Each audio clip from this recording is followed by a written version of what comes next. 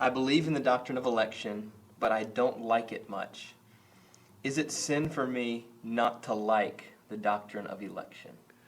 It's sin not to like the true doctrine of election. It's sin not to like what God likes. Now, I would want to say it like that because many people have conceptions of doctrines, all kinds of doctrines, that are inaccurate. And therefore, their good hearts dislike them. So you could say, I dislike election and be a good person because you don't see election clearly. And what you're disliking should be disliked. Or you may be a person who is starting to see it clearly and your old self, which is bad, is rising up and not liking what ought to be liked. So I don't know whether this person should be chastised or not. So the principle would be, to the degree that you see biblical truth clearly, you should like it. Now, let me pause there because it comes to my mind. Biblical truth clearly.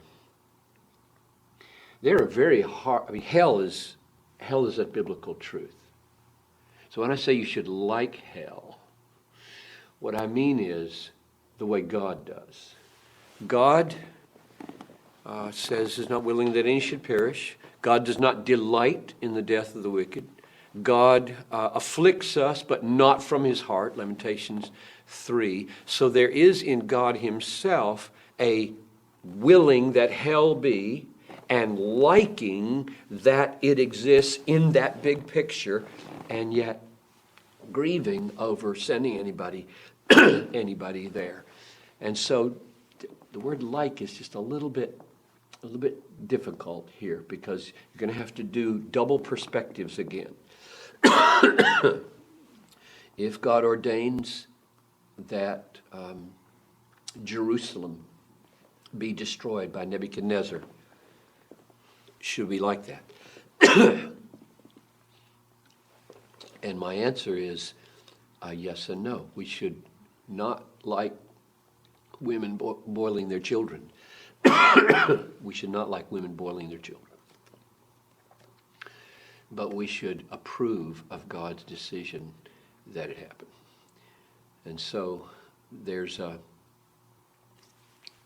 double perspective in which the things that you see in the small lens should be disliked, and in the bigger lens, liking that God would run the world this way.